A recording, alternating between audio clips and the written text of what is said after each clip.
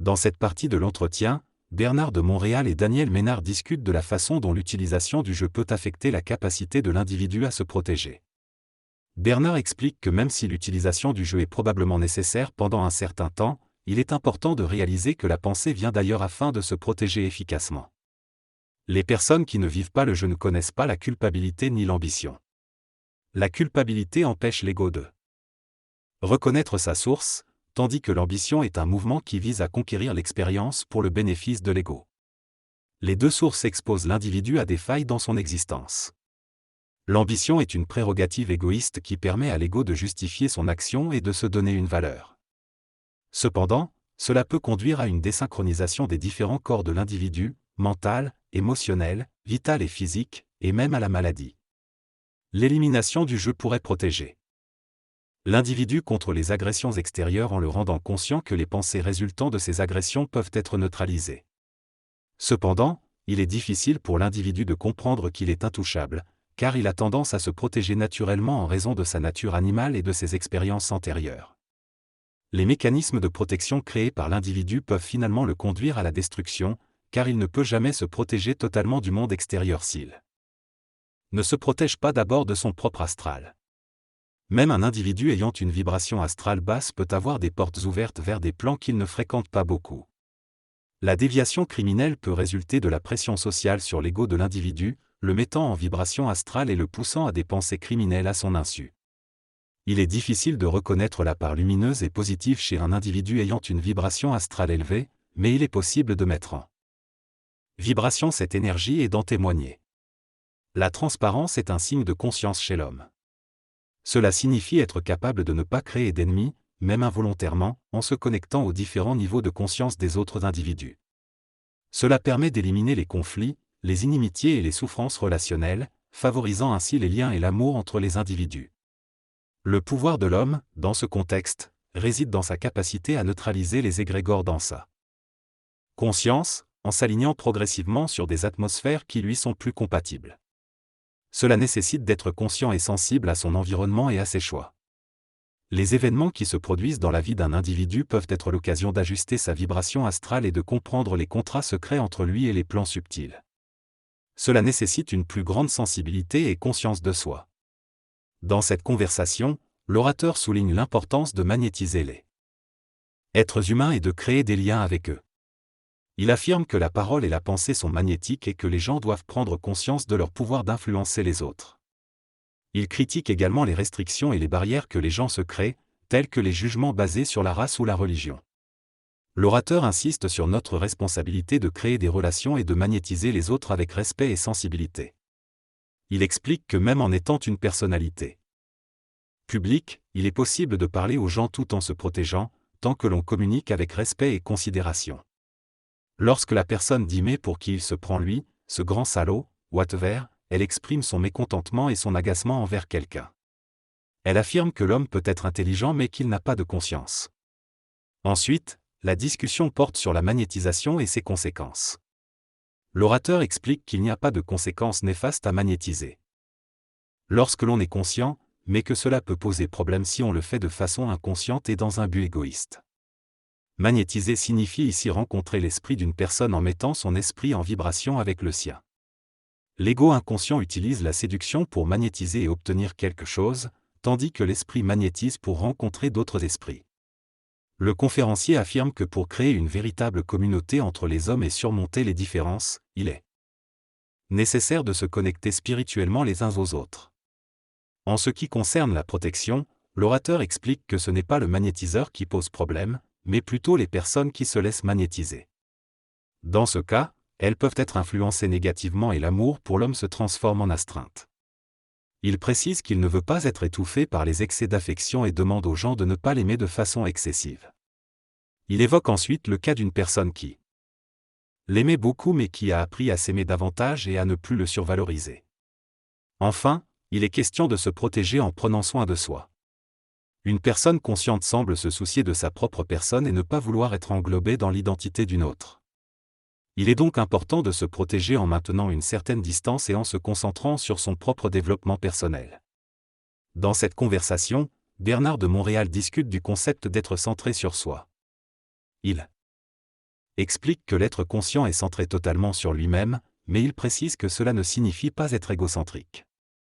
Il affirme que lui-même et sa femme sont centrés sur eux-mêmes et qu'ils vivent bien ensemble car ils se comprennent dans leur esprit.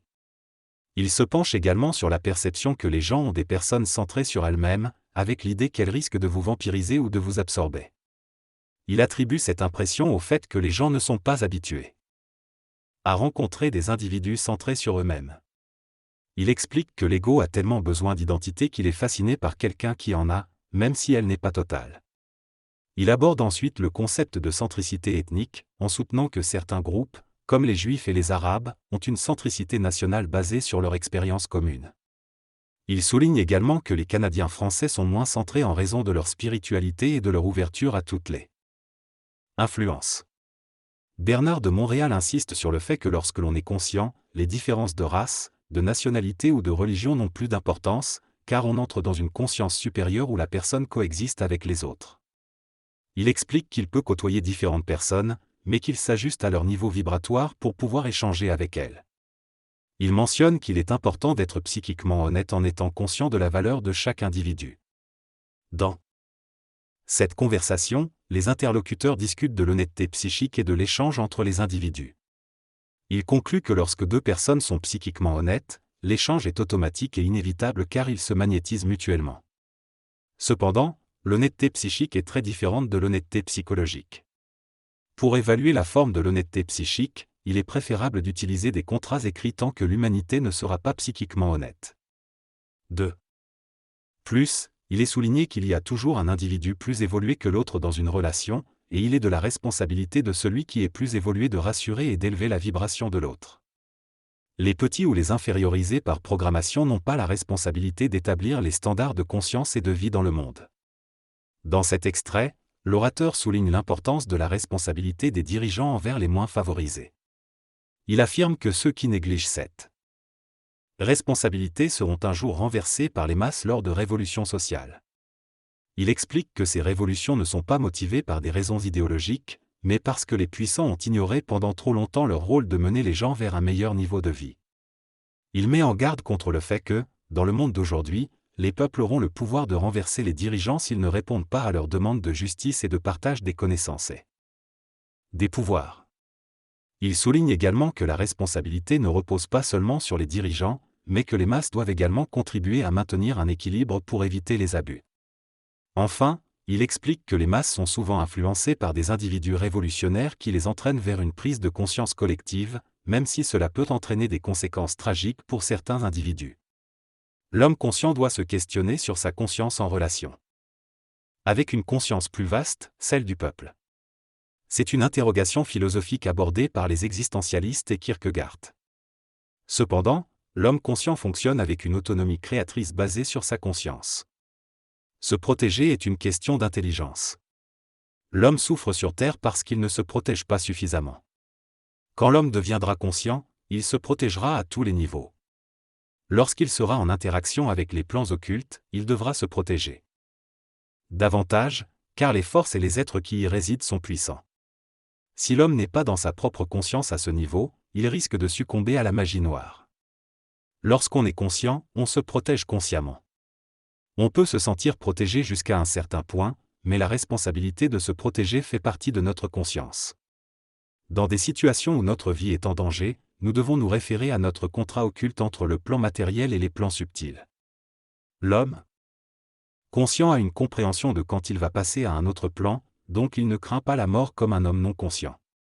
Lorsqu'il est confronté à des situations graves, il reste calme et présent. L'auteur partage une expérience personnelle où sa présence rassure sa femme lors des turbulences en avion. Il est dit que ce dont on a peur a tendance à se réaliser. La peur peut provenir à la fois des tests de la source ou du double, ainsi que de la manipulation astrale. Sur le plan mental, on peut voir la peur comme un jeu et la neutraliser, tandis que sur le plan astral, on peut en être plus ou moins victime. Les êtres de lumière testent les limites et les paramètres de l'être humain, tandis que les entités astrales sont plus des casse-pieds et des manipulateurs. La peur astrale peut entraîner des conséquences financières et de santé. Cependant, il est difficile de mesurer ces tests ou cette astralisation à travers les événements, car ceux-ci sont simplement des conditions de travail pour les entités.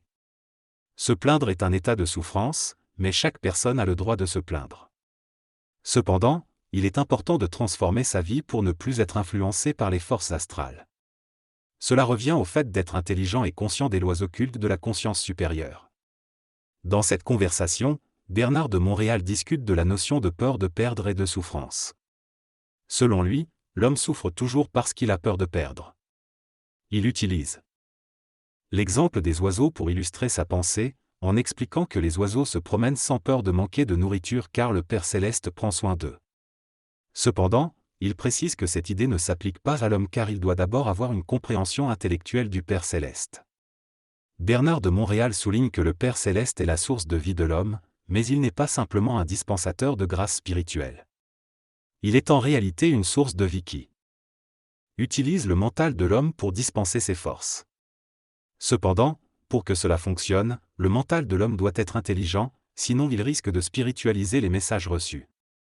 Il aborde également la notion du Père, du Fils et du Saint-Esprit, qui sont des concepts religieux institutionnalisés.